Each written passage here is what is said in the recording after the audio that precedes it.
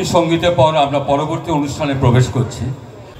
প্রথমে সম্মিলিত সুর দিয়ে আমরা যেটা শুরু করেছিলাম, পরবর্তী অনুষ্ঠান, এরপর সেই পরবর্তী অনুষ্ঠানের দায়িত্বে থাকছেন এমন একজন ব্যক্তি, আমাদের আবৃত্তি জগতের বেহালায় উজ্জ্বল নক্ষত্র যদি থাকেন, তার নাম হচ্ছে, যে আমরা বলে থাকি সেই ব্যক্তিকে proper blending of Satyajit Ray and Ritwik ঘটক।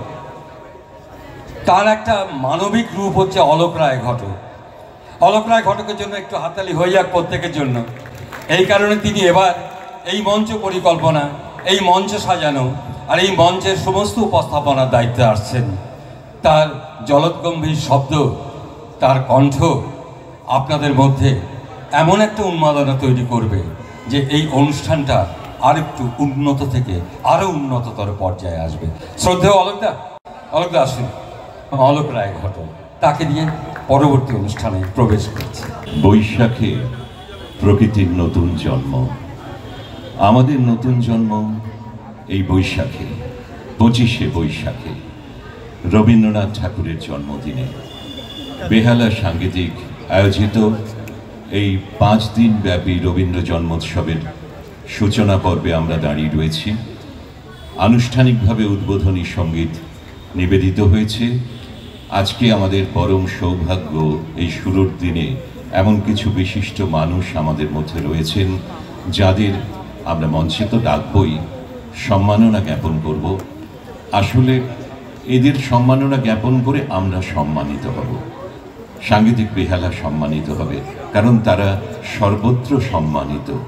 আলাদা করে তাদের পরিচয় প্রদানের দরকার হয় না, তাদের সকলে চেনে, এবং চেনা নয় শুধু, তারা সকলের কাছেই অতি শ্রদ্ধেয়, অতি শ্রদ্ধার মানুষ। আমি মঞ্চে আসার জন্য এবার অনুরোধ করব, প্রথমেই সাংগীতিক বেহালার সভাপতি শ্রী তপন বন্দ্যোপাধ্যায় মহাশয়কে মঞ্চে আসতে অনুরোধ করছি। এরপরে সঙ্গে আসুন আমাদের পরম শ্রদ্ধার মানুষ শ্রীযুক্ত পবিত্র সরকার, প্রধান উপদেষ্টা অগ্নিভ বন্দ্যোপাধ্যায়, শ্রদ্ধেয় শ্রী দেবপ্রসাদ দে, এবং সম্পাদক, আনুষ্ঠানিকভাবে সম্পাদককে থাকতেই হয়, শ্রী কৃষ্ণেন্দু দাস মঞ্চে আসবেন। এছাড়া ডেকে নিচ্ছি শ্রীমতী সুমিত্রা রায়, দিদিকে প্রণাম জানিয়ে মঞ্চে আসতে অনুরোধ করছি শ্রীযুক্ত কল্যাণ সেন বরাট মহাশয়কে মঞ্চে আসার জন্য। শ্রী সুদীপ কিরণ গোস্বামী, আপনাদের সকলকে মঞ্চে আসতে অনুরোধ করছি। ইতিমধ্যে ডাক্তার রথীন মিত্র মহাশয় এসেছেন কিনা আমি ঠিক ইনফর্ম নই, যদি এসে থাকেন তাকেও বিনীত অনুরোধ করছি মঞ্চে আসার জন্য। মঞ্চে আসছেন বিশিষ্ট জনেরা, যাদের কাছে আমরা প্রতি মুহূর্তে নতজানু হয়ে শিক্ষা লাভ করি। পরম শ্রদ্ধেয় শ্রীযুক্ত পবিত্র সরকার, যার কাছে যা কিছু জানার, ভাষাতত্ত্ব, রবীন্দ্রনাথ, সাহিত্য, নাট্যজগৎ, সমস্ত কিছুর যদি আধার ধরি তাহলে শ্রীযুক্ত পবিত্র সরকার। শ্রী দেবপ্রসাদ দে এসে গেছেন, আসছেন মঞ্চে শ্রীমতী সুমিত্রা রায়। আমাদের প্রধান উপদেষ্টা শ্রী অগ্নিভ বন্দ্যোপাধ্যায়, ডেকে নিচ্ছি শ্রী কৃষ্ণেন্দু দাস, তাকে মঞ্চে আসতে অনুরোধ করছি। শ্রী সুদীপ কিরণ গোস্বামী, আমাদের অতি প্রিয় কল্যাণদা শ্রী কল্যাণ সেন বরাট, এখানে এসে পৌঁছবার কথা ডাক্তার শ্রীকুমার চট্টোপাধ্যায়, বিশিষ্ট রবীন্দ্রসঙ্গীত শিল্পী। তিনি ইতিমধ্যে রওনা হয়ে পড়েছেন, পথেই রয়েছেন, যেটুকু খবর এসছে, আসতে একটু দেরি হচ্ছে, এলেই তাকে মঞ্চে ডেকে নেব।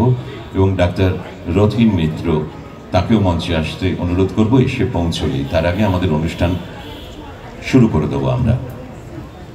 রবীন্দ্রনাথ আমাদের মননে, চিন্তায়, ভালোবাসায় এবং সেখানে সংশয়েও যে আমরা এই মুহূর্তে কতটা রবীন্দ্র আশ্রিত হয়ে বেঁচে আছি, এগুলো বোধহয় আমাদের সকলের কাছে এই অনুষ্ঠান যতদিন ধরে চলবে, আমরা গান শুনব, আবৃত্তি শুনব, সব ব্যাপারটার মধ্যেই থাকবো, কিন্তু একটা প্রশ্নও বোধহয় কোথাও থেকে যাবে, কিন্তু রবীন্দ্রনাথ ছাড়া তো বাঁচার উপায় নেই। একসময় একটা ঘটনার কথা বলি, মঞ্চে যারা উপবিষ্ট তাদের অনুমতি নিয়ে। কোনো এক কবি লিখেছিলেন, 3 জোড়া লাঠির ঘায়ে রবীন্দ্র রচনাবলী লুটায় পাপসে। সেই কবি অনেক পরে বলেছিলেন, যৌবনের ঊর্ধ্বতে এসব কথা বলেছি, কিন্তু শেষ বয়সে এসে যদি কেউ রবীন্দ্রনাথে আশ্রয় না নেয় তাহলে তার থেকে বড় মূর্খ আর কেউ নেই। তিনিও নিয়েছিলেন। আমরা আমাদের সভাপতি শ্রীযুক্ত তপন বন্দ্যোপাধ্যায় মহাশয়কে স্বাগত ভাষণের জন্য মাইক্রোফোনে ডেকে নিচ্ছি। বেহালা সাংগীতিক বেহালার পক্ষ থেকে আপনাদের সবাইকে রাবীন্দ্রিক শুভেচ্ছা।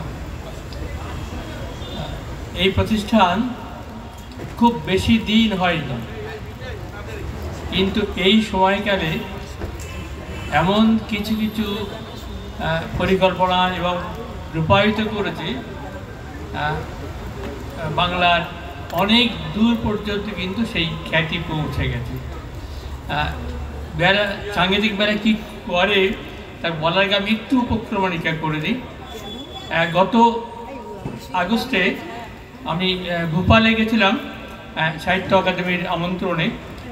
সেখানে 500 কবি লেখক সারা ভারত এবং বিদেশ থেকে এসেছিল, 100টা ভাষার প্রতিনিধি হয়ে। সেখানে যত সেমিনার হয়েছিল, যে গ্রুপে আলোচনা হয়েছিল, সব জায়গায় কিন্তু যেই আমি বাঙালি, সঙ্গে সঙ্গে তারা কিন্তু একটু অন্যরকম হয়ে গেল। বললো যে Bengal is rich in culture and literature. এই যে সম্মানটা আমি পেলাম বাংলার সংস্কৃতি নিয়ে। অনুষ্ঠানে উদ্বোধন করেছিলেন রাষ্ট্রপতি দ্রৌপদী মুর্মু।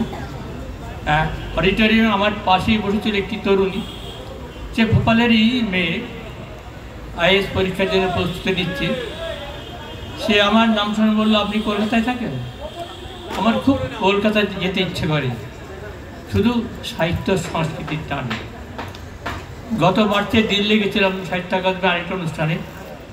1100 কবি লেখক সারা ভারত এবং পৃথিবীর বিভিন্ন প্রান্ত থেকে।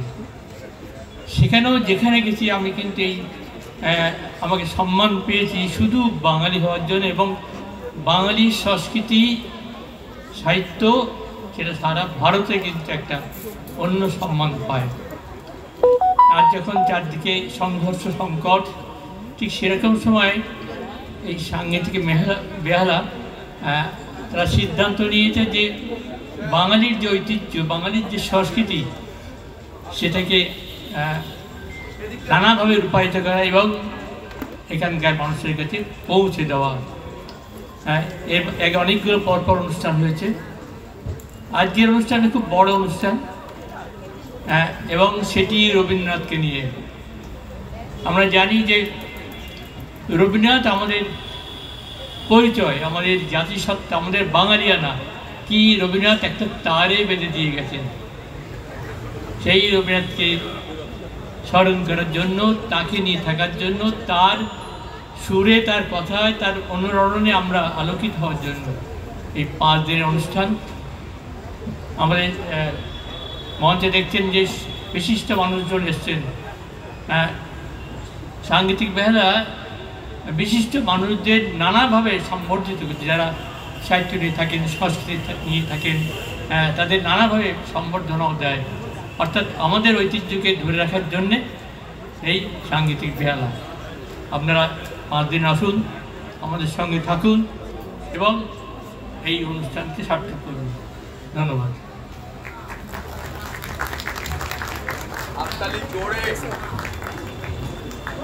আমরা আজকে যাদের কথা বলেছি তারা সকলেই মঞ্চে আসেন। আমরা এই সমস্ত অতিথিদের এবং আপনজনদের বরণ করে নেব উত্তরীয় পরিয়ে। প্রথমে উত্তরীয় পরিয়ে সভাপতি তপনদাকে, মানে তপন বন্দ্যোপাধ্যায়কে বরণ করা হচ্ছে, এবং তপনদা তারপরে সকলকে পরিয়ে দেবেন।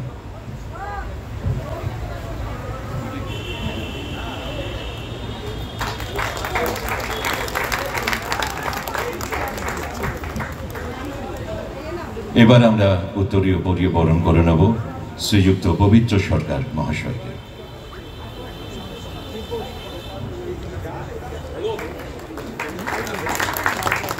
তারপর ডাক্তার শ্রীকুমার চট্টোপাধ্যায়,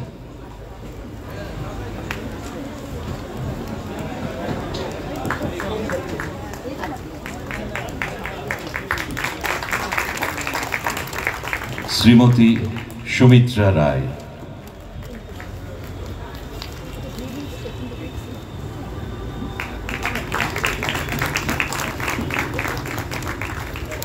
শ্রীযুক্ত দেবপ্রসাদ দে,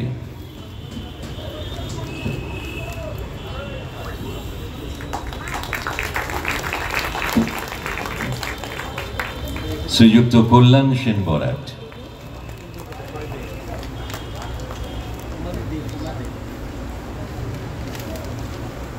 এত শ্রীযুক্তভুক্ত বলছি কিন্তু কল্যাণদা আমাদের ঘরের লোক, কল্যাণদা না বলে ঠিক আরাম পাই না।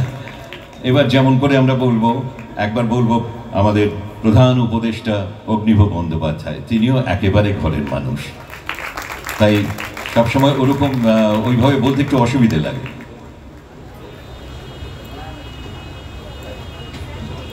সুদীপ কিরণ গোস্বামী, একেবারেই ঘরের লোক, না মঞ্চে থাকলে এইটুকু সম্মান আমরা দিতেই হবে, আমাদের ঘরের লোকদেরও আমরা দেবো। সম্পাদক কৃষ্ণেন্দু দাসকে,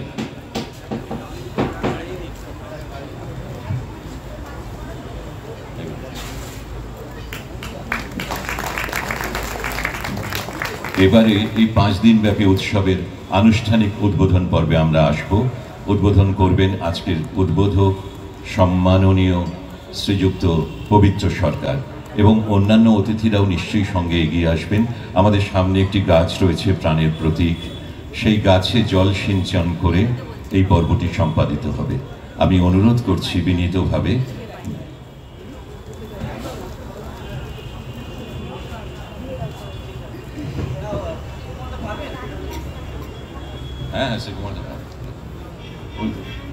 ধরে নিয়েছে।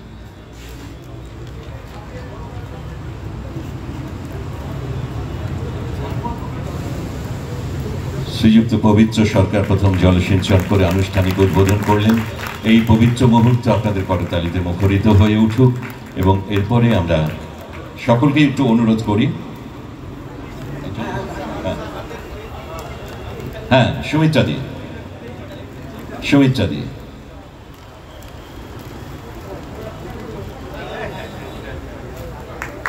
সকলেই সঙ্গে ছিলেন, সকলেই সম্মত হয়ে সঙ্গে আছেন, কিন্তু সুমিত্রাদি দেওয়ার পরে এই পর্বটাকে আমরা খুব দীর্ঘায়িত করতে চাইছি না, আমরা এরপরে চলে আসব কথায়।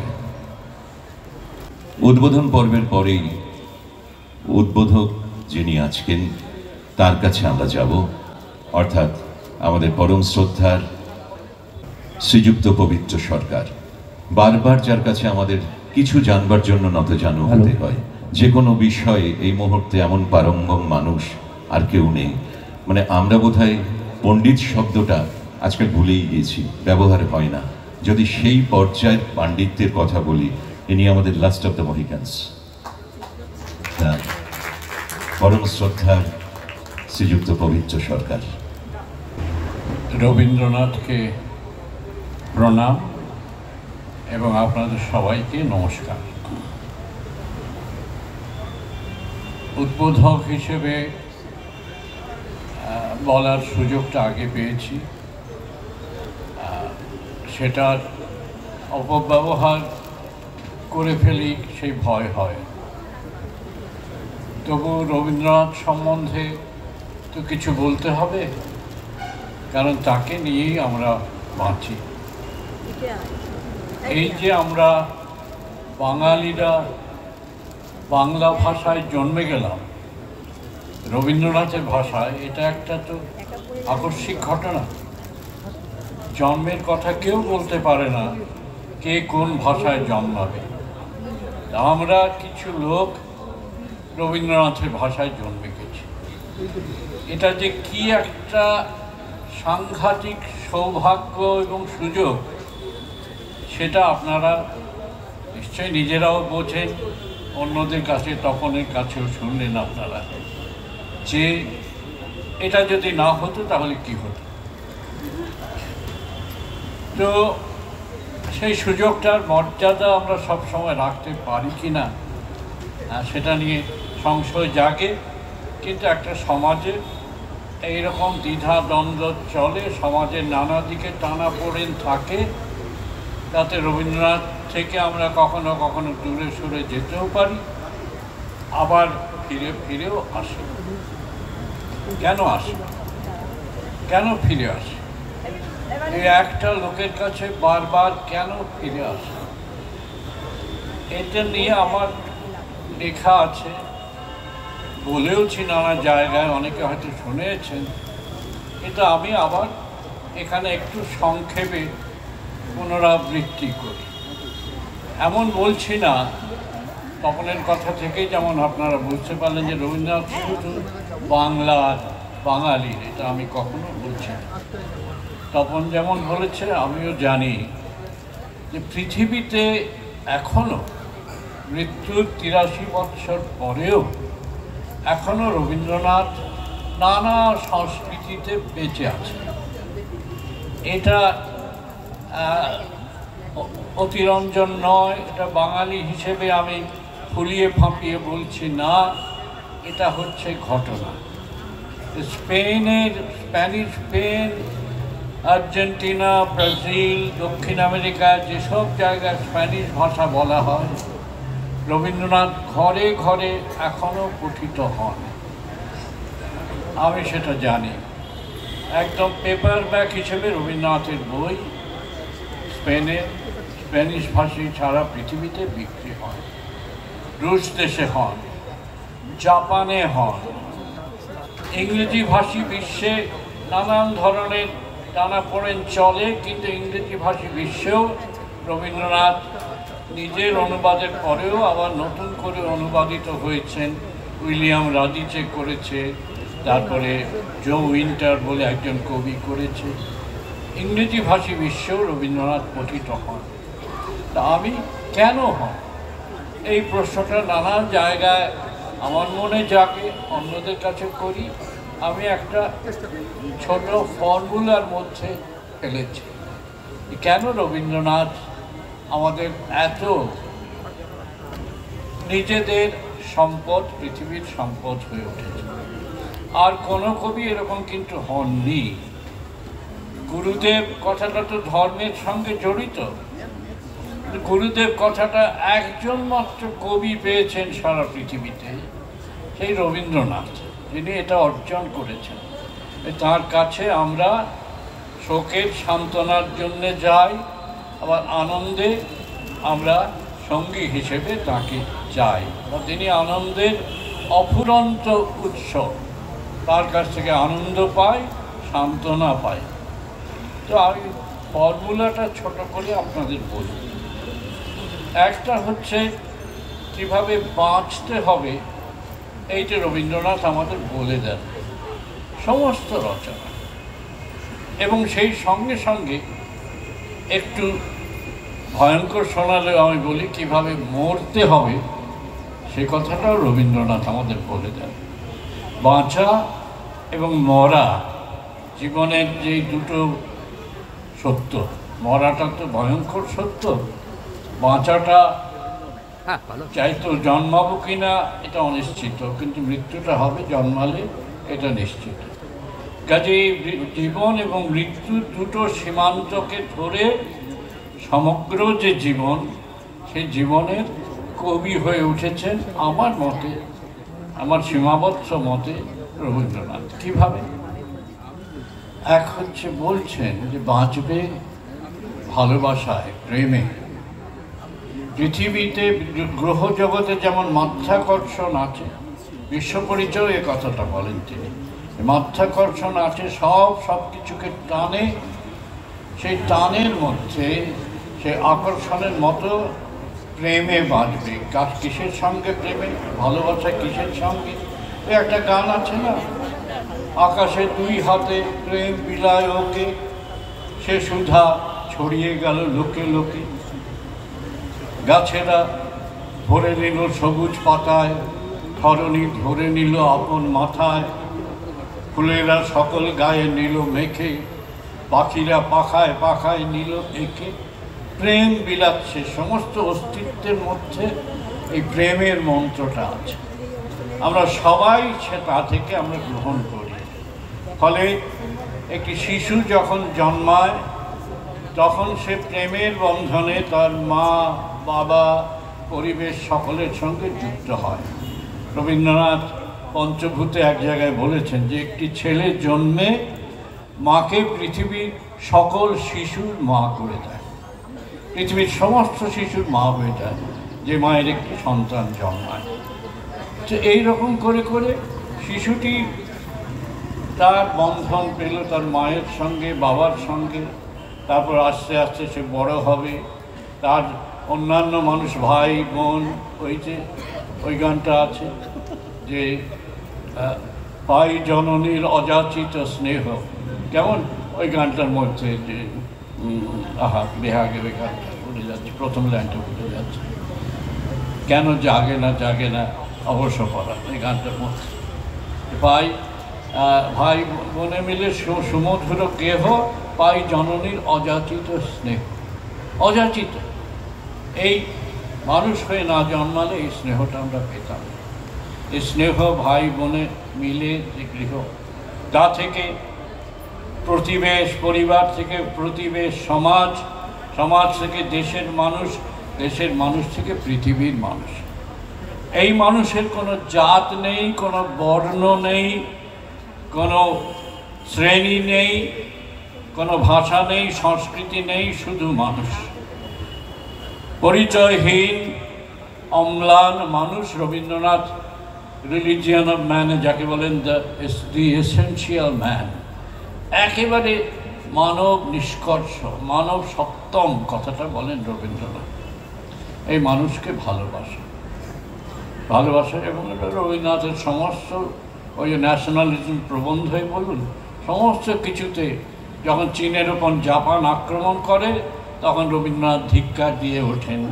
সারা পৃথিবীর জালিয়ানওয়ালাবাগে যখন অত্যাচার হয় রবীন্দ্রনাথ ধিক্কার দিয়ে চিঠি, মানুষকে ভালোবাসেন, দেশের মানুষকে শুধু নয়, সারা পৃথিবীর মানুষকে।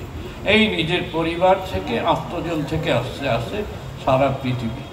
সেখানেই কি থামেন রবীন্দ্রনাথ? না, পৃথিবীতে আরও আছে সত্তা, প্রাণী আছে, যে প্রাণীগুলো ভালোবেসে আমাদের কাছে আসে। সেটা যাই হোক, এটা একটা কুকুর হতে পারে। ছেলেটা বলে সেই কবিতাটা আপনারা জানেন, একটা কুকুর মারা গিয়েছিল বলে 3 দিন সে ভাত খায়নি। রবীন্দ্রনাথের বিসর্জন নাটকের কথা আপনারা জানেন, পোষা ছাগলটিকে বলি দেওয়া হয়েছিল বলে একটা রাজ্যের ধ্বংস চলে এলো, যুদ্ধে রাজ্যে বিপর্যয় চলে এলো।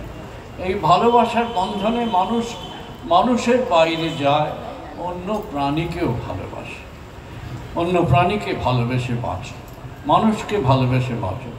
তার বাইরে কি আছে? বিশ্ব প্রকৃতি, গাছপালা, বিশ্ব প্রকৃতি। এবং রবীন্দ্রনাথের মতো প্রকৃতিকে ভালোবাসার কথা কে বলেছেন? পৃথিবীর আর খুব কম কবি বলেছেন এমন করে। বর্ষার ওপর গীতবিতা নেই, শুধু বর্ষার ওপর 115 টাকা, বসন্তের ওপর 96 টাকা। কিন্তু আবার প্রেমের মধ্যে বর্ষা আছে, প্রেমের মধ্যে বসন্ত আছে। এবারা সুমিত্রা বলবেন, অগ্নিভোগরা বলবে, যারা গান গায় তারা হচ্ছে অনেক ভালো, শ্রীকুমার আছেন বলবেন, যে সমস্ত প্রকৃতি ছড়িয়ে আছে। এই যে আমরা এতদিন গরমে ছটফট করেছি, কাল বৈশাখী এলো, হঠাৎ আমরা যেন জেগে উঠলাম, একটা পুনরুজ্জীবন হলো। ওই আজ নবীন মেঘের সুর লেগেছে, আমার কি এসে যায়? যদি আমরা না জানতাম, না বুঝতাম বর্ষা আমাদের জীবনের কি এসে যায়, কিন্তু রবীন্দ্রনাথ আমাদের বুঝিয়ে দিলেন, চিনিয়ে দিলেন যে নতুন মেঘ করলে আমাদের একটা কিছু এসে যায়, আমাদের অস্তিত্বকে বিস্তারিত করে। শুধু মেঘ, বৃষ্টি, জল, বসন্তের ফুল, অজস্র গান, অগ্নিভোগ, সুমিত্রা, শ্রীকুমারেরা গান, রবীন্দ্রনাথের গান আপনারা তো গান শুনবেন। প্রকৃতির সঙ্গে আমাদের বন্ধন রবীন্দ্রনাথ তৈরি করে দেন। শুধু জীব প্রকৃতি নয়, গাছপালা, উদ্ভিদ, তাদের প্রাণ আছে, কিন্তু আকাশ, পাহাড়, নদী, এগুলোর তো প্রাণ নেই, গ্রহ নক্ষত্র, তাদের সঙ্গেও আমার যোগ, যে যোগের ফলে আমার সার্থকতা, রবীন্দ্রনাথ নিজের সার্থকতা খুঁজে পান। আকাশ ভরা সূর্য তারা, বিশ্ব ভরা প্রাণ, তাহারই মাঝখানে আমি পেয়েছি মোর স্থান, বিস্ময়ে তাই জাগে আমার গান।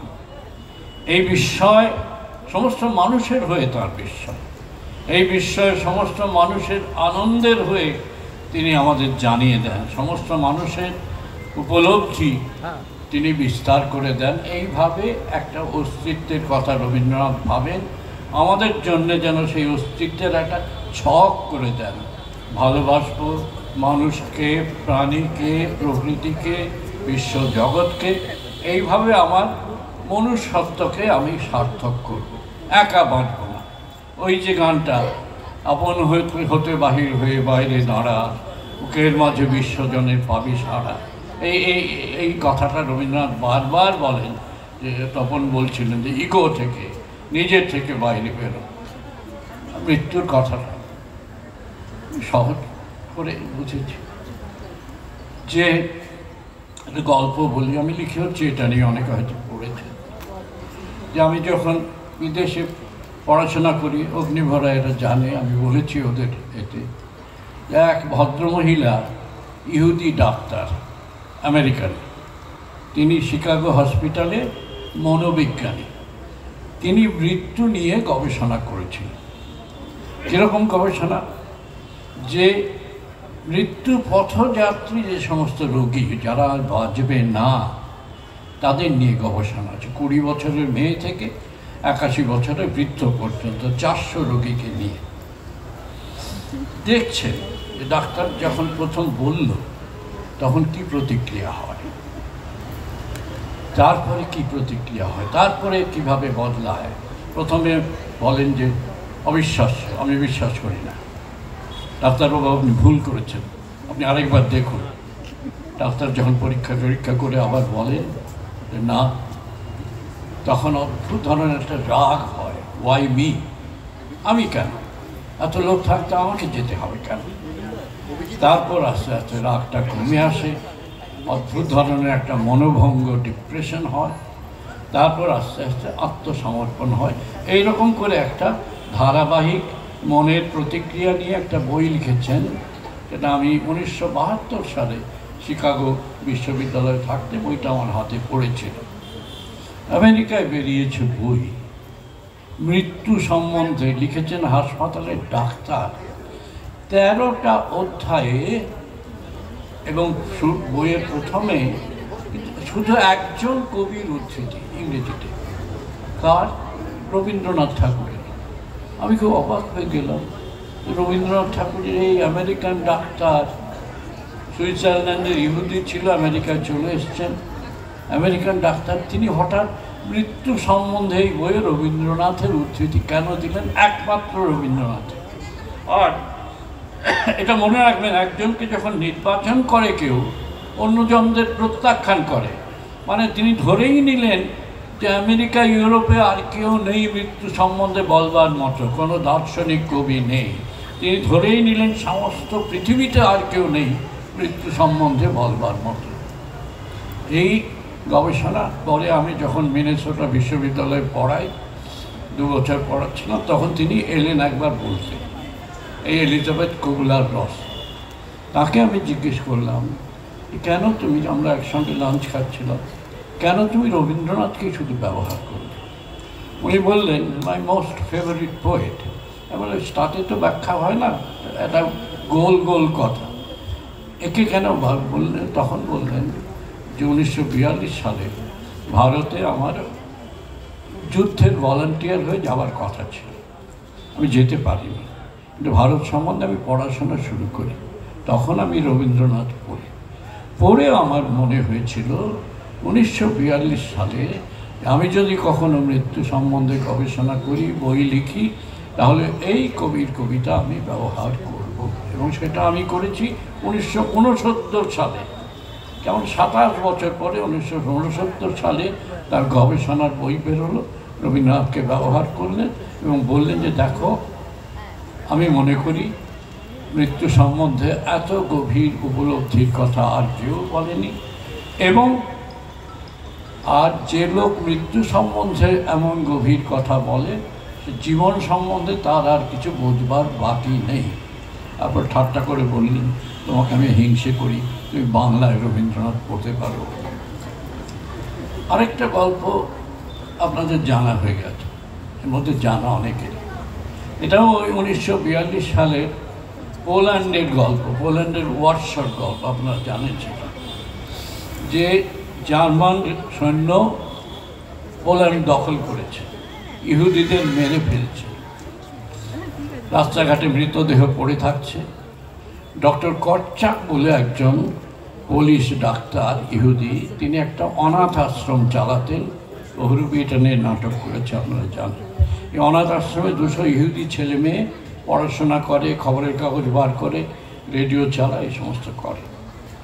ডক্টর কটচাক বুঝলেন আমাদের আর বেশি দিন নেই, কারণ নাৎসিরা, জার্মানরা কী করছে, পাশের ট্রেবলিঙ্কা শিবির, সেখানে চিঠি দিয়ে ডেকে ডেকে পাঠাচ্ছে ইহুদিদের, আর নিয়ে তাদের মেরে ফেলছে গ্যাস দিয়ে, জারখান্ডি গ্যাস দিয়ে মেরে ফেলছে। আমাদেরও আসবে চিঠি, এবং একদিন সেই চিঠি এলো যে তোমার ছেলে মেয়েদের নিয়ে অমুক তারিখে ট্রেবলিঙ্কা শিবিরে চলে এসো। ডক্টর কটচাক তার সহকর্মীদের বললেন, কী করা যায়? এই ছেলে মেয়েগুলো তো আমি বলতে পারিনি যে মৃত্যুটা ভয়ঙ্কর, মৃত্যু ভয়ে সব কুঁকড়ে যা থাকো, তো বলতে পারি না, কি করা যায়? ছেলে মেয়েদের কী করে বোঝায় যে একবারই মরবো আমরা, কিন্তু বীরের মতো মরবো, সাহস নিয়ে মরবো, কী করে বোঝায়? সহকর্মীরা এক এক পরামর্শ দিচ্ছেন, কিন্তু কটচাক বললেন যে না, আমরা একটা নাটক করব। কার নাটক? একজন ভারতীয় কবি, দ্য পোস্ট অফিস, ডাকঘর নাটকটা করব। এবং 1 মাস ধরে রিহার্সাল হলো, জুন মাস ধরে, জুলাইয়ের 4 তারিখে সেই নাটক হলো। আর এই রিহার্সালের মধ্যে হাসি ঠাট্টা হয়, সব আপনারা জানেন। কটচাক ভাবছেন যে ছেলেমেয়েগুলো মৃত্যু সম্বন্ধে কি তাদের ধারণা বদলাচ্ছে, কিছু কি বুঝছে, মৃত্যুটা কীরকম, অমলের কথা শুনতে শুনতে রাজার মতো মৃত্যু, কি জানি কি হবে। দেখা গেল যেদিন ছেলেমেয়েরা ওই শিবিরে গেল, 2টো বর্ণনা আপনারা গুগলে পাবেন, যে তারা নাচতে নাচতে, গান গাইতে গাইতে, বেহালা বাজাতে বাজাতে, মিছিল করে, হই হই করে সেই শিবিরে চলে গেল। ফিরেছিল 3-4 জন মাত্র। যে সুধার অভিনয় করেছিল সে ফিরেছিল, আর 2-1 জন ফিরেছিল, আর কেউ ফেরেনি, অমল ফেরেনি। কটচাকও জেনে বুঝেছিলেন মৃত্যু সম্বন্ধে যদি কোনো সান্ত্বনা তৈরি করতে হয় তাহলে রবীন্দ্রনাথকে দিয়ে করব। মরব একবার, কিন্তু মৃত্যুটাকে ভয় করে মরব না। তাহলে এই হচ্ছে সোজা কথা, এবং সারা পৃথিবীতে এর দৃষ্টান্ত আছে। আপনারা জানেন ইংল্যান্ডের কবি উইলফ্রেড ওয়েন যুদ্ধে মারা গিয়েছিলেন, প্রথম মহাযুদ্ধের শেষ হবার 7 দিন আগে। তার নোট বইয়ের মধ্যে লেখা ছিল ওই 2টি লাইন, বাংলা হচ্ছে, যাবার দিনে এই কথাটি বলে যেন যাই, যা দেখেছি যা পেয়েছি তুলনা তার নাই। তার মেয়ে, তার মা এলিজাবেথ নোট বই পেয়ে ফুপিয়ে কেঁদে উঠেছিলেন। তারপর রবীন্দ্রনাথকে একটা চিঠি লিখেছিলেন, রবীন্দ্রনাথ টেগোর, লন্ডন, বলে আমার ছেলের নোট বই আমি পেয়েছি, আপনি যদি দয়া করে জানান আপনার কোন বইয়েতে এই কবিতাটি আমি পুরো পাব। জাপানের কবি মাসিনো বলে একজন, গীতাঞ্জলি পড়ে প্রায় উন্মাদ হয়ে গিয়েছে, তার যক্ষা হয়েছে। যক্ষার মধ্যে মারা যাবেন, তখন যক্ষার কোনো চিকিৎসা নেই। গীতাঞ্জলি পড়ে তিনি বারবার করে জাপানি ভাষায় একবার অনুবাদ করছেন, পছন্দ হচ্ছে না, আরেকবার অনুবাদ করছেন।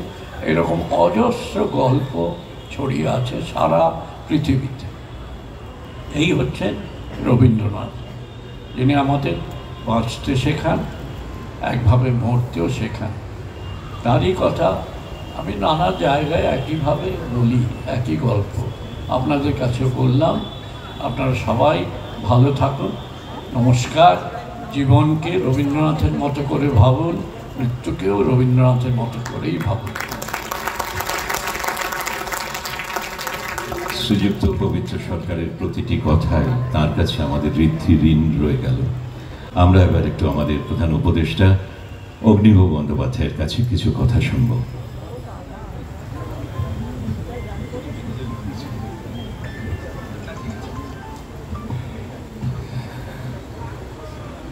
মঞ্চে উপস্থিত রয়েছেন স্যার পবিত্র সরকার স্যার, যার কাছে আমার প্রচুর শেখা। রবীন্দ্রভারতীতে অধ্যাপনা পদে যোগদান, তার কি বলবো, তার আশ্রয়ে যাওয়া, তার মধ্যে দিয়ে জোড়াসাঁকো ঠাকুরবাড়িতে পড়েছি, চাকরি করার সুযোগ, তাকে দেখার সুযোগ হয়েছে, স্যারের সঙ্গে বিদেশে যাওয়ার সুযোগ হয়েছে। স্যার কিছু বলার পর আমার কিছু বলবারই থাকে না। এবং স্যার সত্যি কথা বলছি, আমি যখন গাড়িতে আসছিলাম তখন আমার কতগুলো বিষয়কে কেন্দ্র করে সকালবেলা প্রোগ্রাম করে বাড়ি ফিরে যাওয়ার পর একটু ডিস্টার্ব হয়ে গেছিলাম। কিন্তু স্যারের যে এখন কথা শুনলাম না, শোনার পর আমি কিন্তু আবার কিন্তু সেই যেন একটা জায়গায় ফেরত এসে গেছি। স্যারকে প্রণাম জানাই। মঞ্চে রয়েছেন শ্রীকুমার দা, ডক্টর শ্রীকুমার চট্টোপাধ্যায়, আমার প্রণম্য মানুষ। সুমিত্রা রায়দি রয়েছেন, কল্যাণদা রয়েছেন, আমার আর সব প্রিয় মানুষজন রয়েছেন, এবং সাংগীতিক বেহালার সদস্যরা রয়েছেন। আমি আলাদা করে কারোর নাম বললাম না।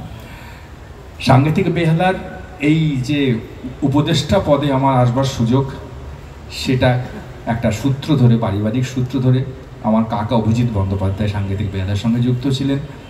তারপর পরবর্তীকালে সাংগীতিক বেহালা আমাকে তাদের সঙ্গে যোগদান করতে সুযোগ করে দিয়েছেন, তার জন্য তাদের কাছে আমি কৃতজ্ঞ। গত বছর থেকে যে অনুষ্ঠানটা বড়ভাবে চলছে, এবং তার মধ্যে একটা ছিল প্রণম্য মানুষজনদের আমাদের সামনে উপস্থিত করা।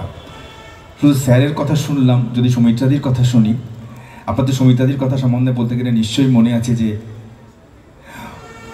অগ্নিশ্বর ছবিতে গাওয়া সেই গান তবু মনে রেখো, যার সঙ্গে পরে উত্তম কোনো একটা বিখ্যাত ডায়লগ ছিল যে আমার বাড়িতে একজন অতিথি এসেছিলেন, কদিন থাকার পর তিনি চলে গেলেন। হেমন্ত মুখোপাধ্যায়ের ভাইজি সুমিত্রাদি আমার দ্বিতীয় মাতা শ্রীমতী সুচিত্রা মিত্রের অত্যন্ত কাছের ছাত্রীদের একজন, সিনিয়র মোস্টদের একজন। আর শ্রীকুমারদা সম্বন্ধে ইতিহাস বলতে গেলে আমি কিছু বলবো না, কারণ উনি মাইক ধরলে উনি যা যা বলতে পারেন, উনি যে কী দেখেননি রবীন্দ্রসঙ্গীত জগৎ সম্বন্ধে, একজন চিকিৎসক হয়ে পার্মানেন্ট চাকরি ছেড়ে দিয়েছিলেন যে শুধুমাত্র উনি গান করবেন বলেন। কল্যাণদার রয়েছে, আমাদের প্রিয় দেবু রয়েছে, রবীন্দ্রভারতীতে একসাথে কাজ করেছি, এসরাজ বাদক, হারমোনিয়াম বাদক, পদ্মিনী সুলতানা যে সঙ্গে নিয়মিত বাজাতেন, অসম্ভব সমস্ত মানুষজন রয়েছেন। গত বছর থেকে এবছরে অনুষ্ঠানটা যে 5 দিন হচ্ছে, সেই 5 দিনের মধ্যে এবারে নৃত্য ভাবনাও ঢুকেছে। আমাদের এই অনুষ্ঠানের মধ্যে নাচের অনুষ্ঠান থাকছে। সামনের বছর থেকে একটা কিছু আরও কিছু ভাবনা চিন্তা থাকবে, নাটক যাতে আসতে পারে। এর সঙ্গে আরেকটা জিনিস আমি ভেবেছি, সেটা হচ্ছে এই যে আমাদের আলোচনা হয়নি এখনও, যে যারা শিল্পীরা গান গাইতে আসবেন তাদেরকে আমরা একটু অনুরোধ করব ক্রমান্বয়ে সাজিয়ে গানগুলো, তাহলে সেই গানগুলো যদি রেকর্ড থাকে আমাদের কাছে, তাহলে সেটাই একটা কিন্তু আর্কাইভাল ভ্যালু হয়ে যেতে পারবে। এইটা মাথার মধ্যে রয়েছে। রবীন্দ্রনাথের গান নিয়ে আমার কিচ্ছু বলার নেই আজকে। আপনারা অনুষ্ঠান 5 দিন আসবেন, এনজয় করবেন, সবাই ভালো থাকবেন। আর যারা রয়েছেন তাদেরকে আবার আমি প্রণাম জানাচ্ছি। নমস্কার। ধন্যবাদ অগ্নিভূ বন্দ্যোপাধ্যায়কে। এবার সম্পাদক কৃষ্ণেন্দু দাসকে একটু বলছি মঞ্চে আসতে। এই আলোচনা, এই কথোপকথনের পর্ব আমরা সেরে নেব খুব দ্রুত।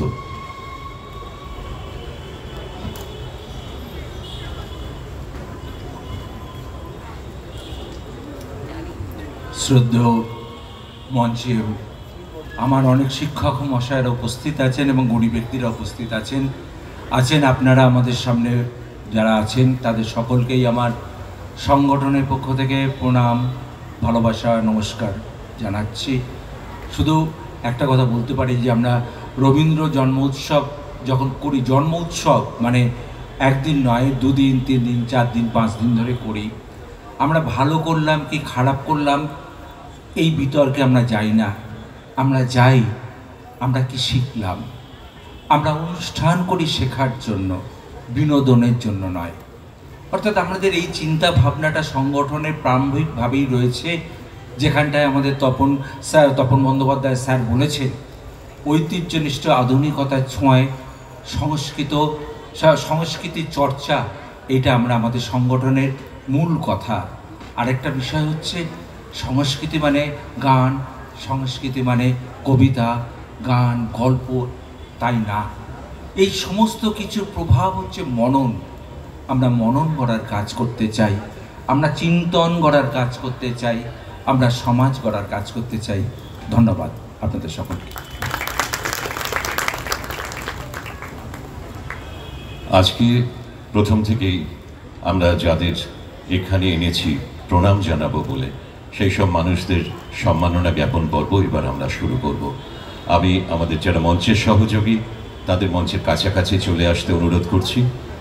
আজকে বুঝতেই পারছেন আমাদের মধ্যে উদ্বোধক হিসেবে রয়েছেন, আমাদের অভিভাবক হিসেবে রয়েছেন, আমাদের সমস্ত কিছুর সংস্কৃতির যিনি পুরোধা পুরুষ, তিনি পবিত্র সরকার, শ্রীযুক্ত পবিত্র সরকার। তাকে আমরা প্রথমে সম্মাননা জ্ঞাপন করব। সম্মাননা তুলে দেবেন আমাদের সভাপতি শ্রী তপন বন্দ্যোপাধ্যায়। আমি সহযোগীদের মঞ্চে আসতে অনুরোধ করছি। প্রথমে পুষ্পস্তবক তুলে দিচ্ছেন শ্রী তপন বন্দ্যোপাধ্যায়, গ্রহণ করছেন শ্রীযুক্ত পবিত্র সরকার।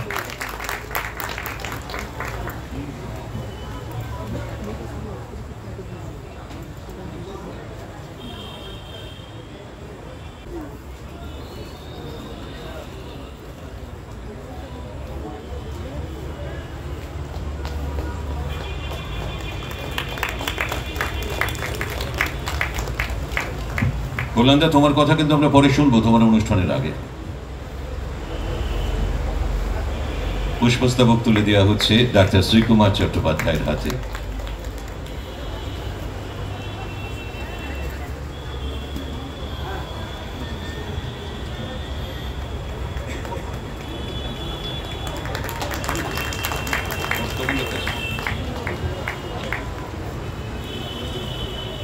এবার স্মারক তুলে দেওয়া হচ্ছে শ্রীযুক্ত পবিত্র সরকার মহাশয়ের হাতে।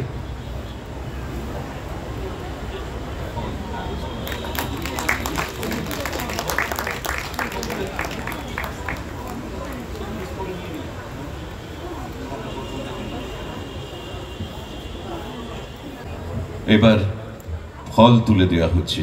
5 ফল দিয়ে এই সম্মাননার পর্ব রচিত হয়, আমাদের সংস্কৃতির মধ্যেই আছে।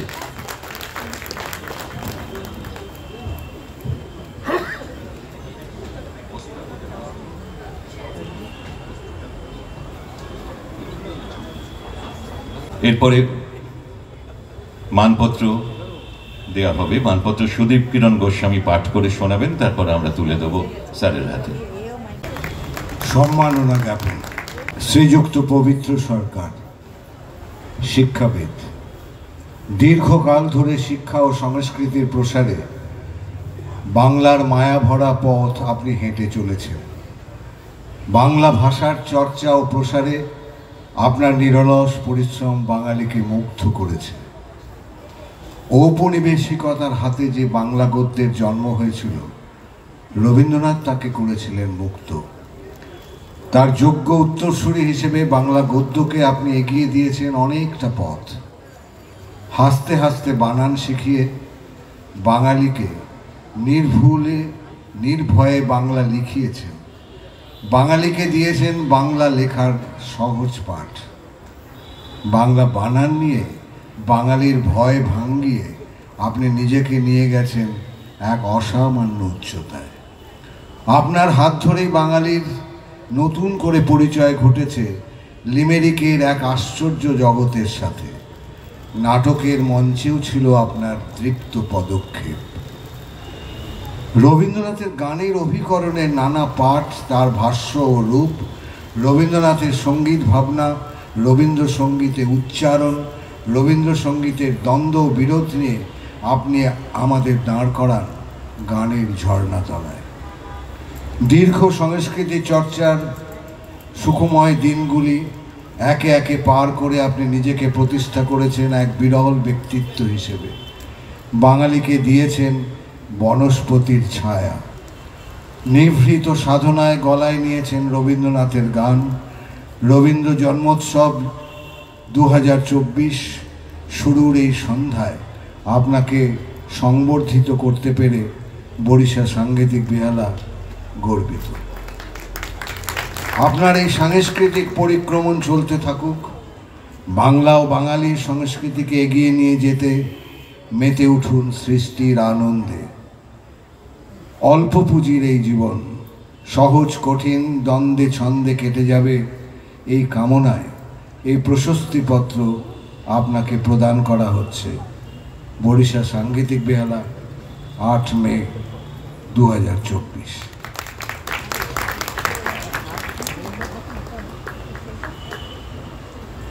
এই অভিজ্ঞানপত্রের পরে একটুখানি বাকি রয়েছে যে এটি সব কিছু শেষ হয় মধুরে, অর্থাৎ মিষ্টি।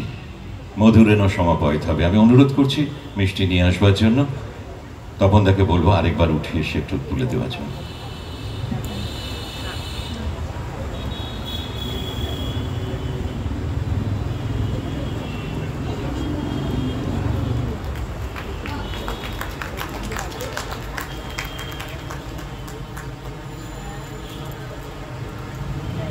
এবার ডাক্তার শ্রীকুমার চট্টোপাধ্যায় দীর্ঘকাল, যেটা বলছিল অগ্নিভ, দীর্ঘকাল সঙ্গীতের সঙ্গে রয়েছেন, কত যুগের যে সাক্ষী, এবং ওই সঙ্গীত শিল্পী হিসেবে যেটা সর্বাপেক্ষা গুরুত্বপূর্ণ কণ্ঠস্বরটি, সেটা রক্ষা করার দায়িত্ব তিনি নিজেই নিয়েছেন।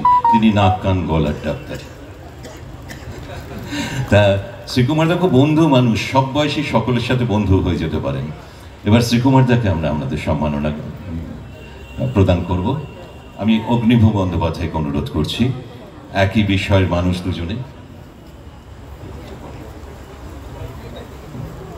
স্মারক তুলে দেয়া হচ্ছে প্রথমে।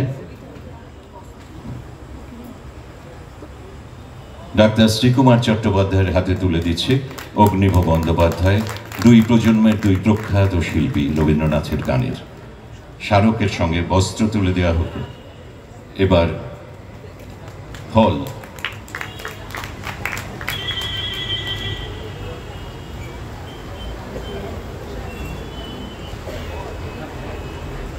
শ্রীকুমারদের হাতে আমরা ফল তুলে দিচ্ছি।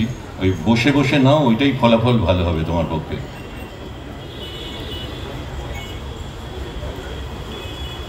হ্যাঁ বৌদি, প্রণাম। বৌদি সামনে রয়েছেন। এবার মানপত্র, এবং ওরা চাইছে সবশেষে মিষ্টিটা হাতে তুলে দেবো। আর একটু বসে নাও। মানপত্র পড়ে দিচ্ছেন সুদীপ কিরণ গোস্বামী। শ্রীকুমার দাকে মিষ্টি থেকে দূরে রাখার মানে হয় না, এমন মিষ্টি মানুষ।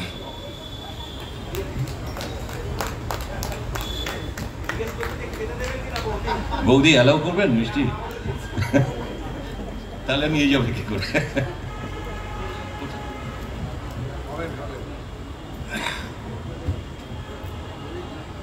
সম্মাননা জ্ঞাপন রবীন্দ্রসঙ্গীত জগতের প্রখ্যাত শিল্পী ডাক্তার শ্রীকুমার চট্টোপাধ্যায়ের প্রতি।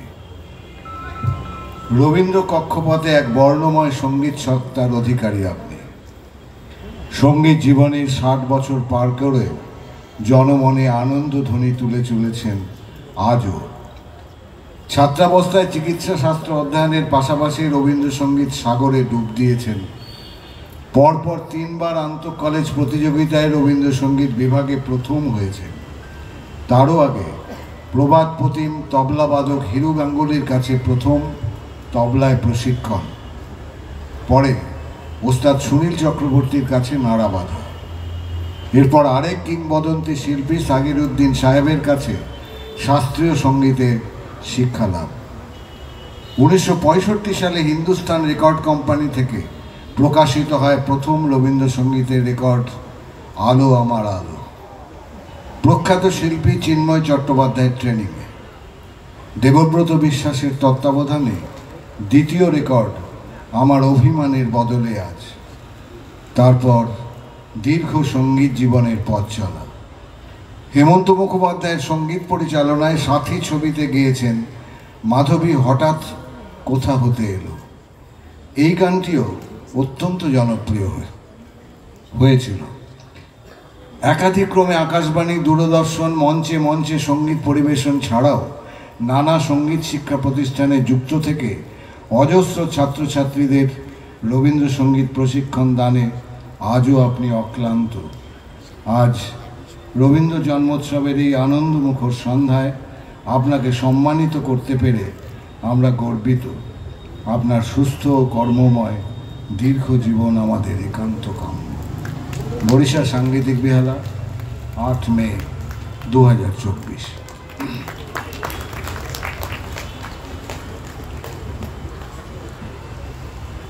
এবারে শ্রীমতী সুমিত্রা রায়। আজকালকার নিয়ম মেনে সুমিত্রাদি দুটো পদবি লেখেন না, যে রায় এবং মুখোপাধ্যায়। সুমিত্রাদিও একটা বিরাট ঐতিহ্যের অধিকারী। সুমিত্রাদি যে পরিবার থেকে এসেছেন, একটু আগে যেমন অগ্নিভ বলল অভিজিৎ বন্দ্যোপাধ্যায়ের কথা, ওর কাকা, সেরকম সুমিত্রাদির কাকার নাম বললেও আমাদের কিরকম একটা শিহরণ হয়। অমল মুখোপাধ্যায় এবং হেমন্ত মুখোপাধ্যায় তারই ভাইজি। এবং সুমিত্রাদি শুধু ওইটুকু করেননি যে তাদের পারিবারিক সদস্য, সুমিত্রাদি নিজে সুচিত্রা মিত্রের প্রিয় ছাত্রী এবং একই সঙ্গে নজরুলগীতির জগতে পূরবী দত্তের অত্যন্ত প্রিয় ছাত্রী। আমরা সুমিত্রাদির মুখে সব ধরনের গান শুনেছি, রবীন্দ্রনাথের গান, নজরুলের গান। সেই জন্য সুমিত্রাদিকে প্রণাম জানাবার এই সুযোগটা আমরা নিচ্ছি। আমি আয়োজকদের অনুরোধ করছি মঞ্চে চলে আসার জন্য। আর আমি অনুরোধ করছি আমাদের প্রিয় মানুষ, প্রিয় শিল্পী, প্রিয় সঙ্গীত পরিচালক কল্যাণদার হাত দিয়ে সুমিত্রাদিকে আমরা সম্মাননা জ্ঞাপন করব।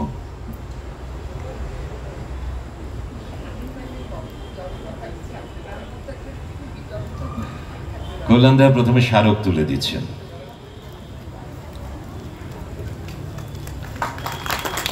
তারপরে বস্ত্র,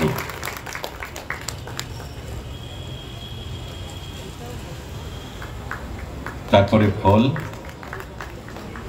পরপর চলে এসো, ফল, মিষ্টি।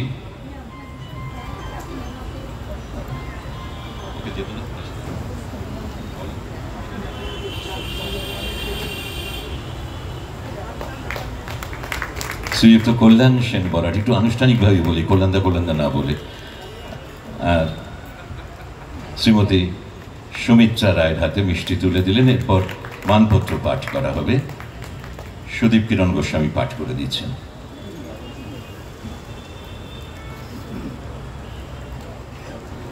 সম্মাননা জ্ঞাপন। শ্রীমতী সুমিত্রা রায়, বরেণ্য সঙ্গীত শিল্পী। রবি কিরণে সমুজ্জ্বল প্রবীণ সঙ্গীত ব্যক্তিত্ব আপনি।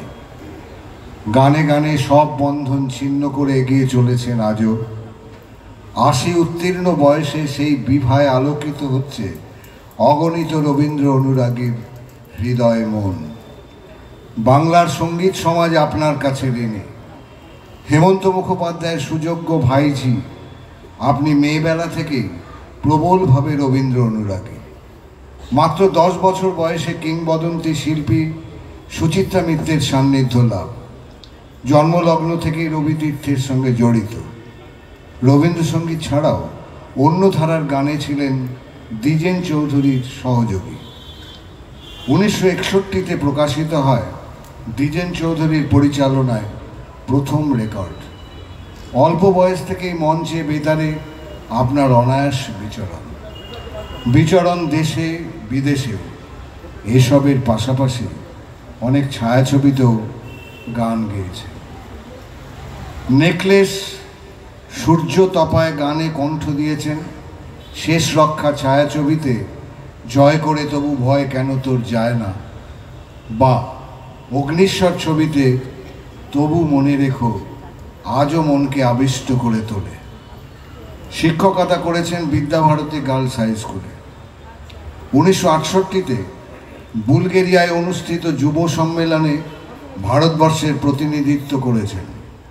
সঙ্গীতের ডালি নিয়ে পরিভ্রমণ আমেরিকা, কানাডা। রবীন্দ্রসঙ্গীতের বিশুদ্ধতা রক্ষা করে কথা সুরের যথার্থ মেলবন্ধনের মাধ্যমে সর্বোপরি রবীন্দ্র ঐতিহ্য রক্ষায় আপনার অনবদ্য ভূমিকার কথা স্মরণ করে আজ আপনাকে সম্মানিত করার সুযোগ পেয়ে আমরা গর্বিত। আপনার আনন্দ উজ্জ্বল পরমায়ু কামনা করি।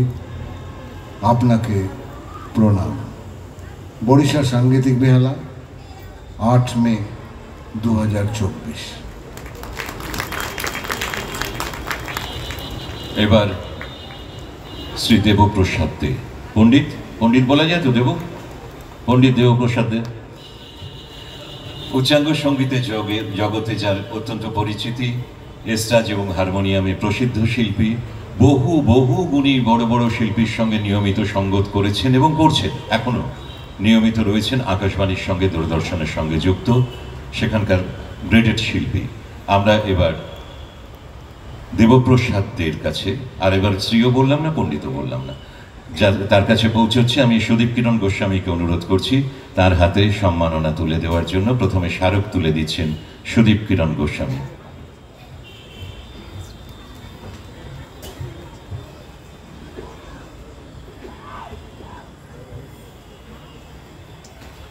প্রথমে স্মারক, তারপর বস্ত্র,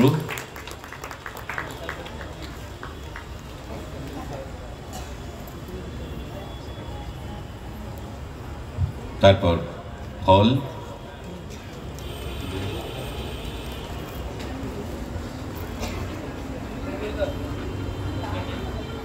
খুব সুন্দর। এস্ট্রাজ শিল্পীর জন্য এস্ট্রাজ দেওয়া হয়েছে একটি।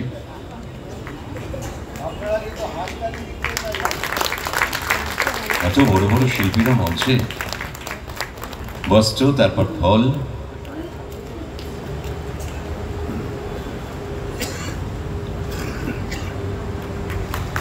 তারপর মিষ্টি এবং স্মারক। মানপত্রটি চলে আসুক। এবার মানপত্র পাঠ করবেন সুদীপ কিরণ গোস্বামী এবং পাঠের পরেই হাতে তুলে দেবেন নিজেই।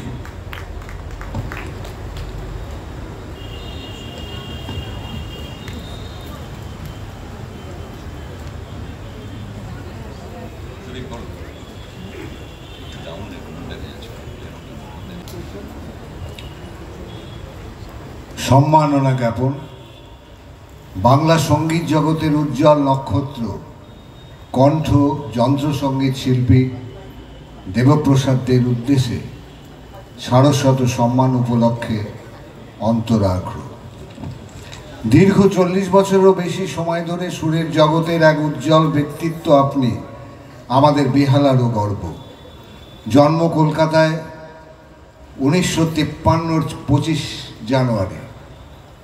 রবীন্দ্রভারতী বিশ্ববিদ্যালয় থেকে কণ্ঠ সঙ্গীতে প্রথম শ্রেণীতে স্নাতক হলেও হারমোনিয়াম বাজানোয় আপনার পারদর্শিতা আপনাকে এক অন্য উচ্চতায় পৌঁছে দেয়। প্রখ্যাত হারমোনিয়াম বাদক মন্টু বন্দ্যোপাধ্যায় ও পণ্ডিত মোহনলাল শর্মার দুই ভিন্ন ধারার বাদন শৈলীর মেলবন্ধনে গড়ে ওঠে এক ভিন্ন ধারার ব্যতিক্রমী বাদন শৈলী আপনার বাজনায়। যে সুরের মূর্ছনায় বাংলা সঙ্গীত জগৎ প্লাবিত সমৃদ্ধ। হারমোনিয়ামের পাশাপাশি প্রখ্যাত এস্ট্রাজ বাদক রমেশচন্দ্র চন্দ্রের কাছে প্রশিক্ষিত আপনি। শাস্ত্রীয় ও রবীন্দ্রসঙ্গীতের অঙ্গনে এস্ট্রাজ ও হারমোনিয়াম বাদ্য সহযোগী হিসেবে আপনার অপরিমেয় দক্ষতা সুবিদিত। দেশে বিদেশে রবীন্দ্রসঙ্গীত ও শাস্ত্রীয় সঙ্গীত জগতের স্মরণীয় ও বরণীয় বহু বহু সঙ্গীত সাধকের আশীর্বাদ ধন্য আপনি। রবীন্দ্র জন্মোৎসবের সূচনা লগ্নে আপনাকে সম্মানিত করার সুযোগ গ্রহণ করে আমরা তৃপ্ত, গর্বিত। আরও বহুকাল আপনার সুরদ্যুতি ছড়িয়ে পড়ুক সর্বত্র, এইটুকুই প্রত্যাশা। বরিশাল সাংগীতিক বেহালা, 8 মে 2024।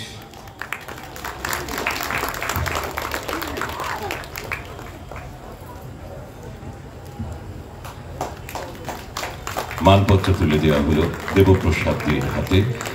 আমরা এই পর্ব সমাপ্তির পথে চলে এসেছি। এই পর্বে এরপরে কল্যাণদা রয়েছেন, কল্যাণদার মতো মানুষ মঞ্চে রইলেন এবং মুখ হয়ে নির্বাক হয়ে, এটা হয়তো আপনাদের অনেকের আপত্তি হচ্ছে, কিন্তু পরের পর্বে যখন তার নিজস্ব সাংগীতিক দল নিয়ে মঞ্চে আসবেন ক্যালকাটা কয়ার, তখন কল্যাণদা তার কথা বলবেন, এটা আমাদের জানিয়ে দিলেন। শ্রীকুমারদা বলুন, শ্রীকুমারদা তোমার মুখে একটু শুনি, ওই কর্ডলেসটা আছে। আমি নিজেকে খুব ভালো বক্তা বলে মনে করতাম, স্বঘোষিত বক্তা, কিন্তু আজকে আমি একটু বাক্যহারা হয়ে গেছি।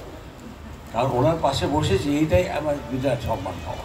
মানে এত শিক্ষিত লোক আমি একদম নয়, আমি একেবারেই এই বাক্যহারা হয়ে গেছি।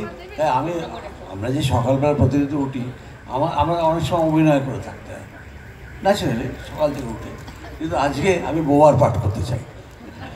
আমি আজকে বহুবার পাঠ করবো, কারণ উপায় নেই। আর যার পাশে বসেছি তার পাশে মুখ খোলা ঠিক নয়, গন্ডগোলে পড়ে যাবো ভীষণ। সরি। খুব মজার সঙ্গেই মানে স্বভাবজাত রসিকতা। এবার সুমিত্রাদির কাছে দুটো কথা শুনি, তারপর দেবুর কাছে একটু যাব। দেবপ্রসাদ দে, সরি। সবাইকে শুভ সন্ধ্যা। আমারও ঠিক একই কথা, যে আমি কি বলবো, যার পাশে বসতে পেরেছি সেটাই আমি নিজে ধন্য মনে করছি। এরপর আমার কিছু বলার নেই, আমি ভীষণই আপ্লুত। সবাইকে নমস্কার। দেবপ্রসাদ দে।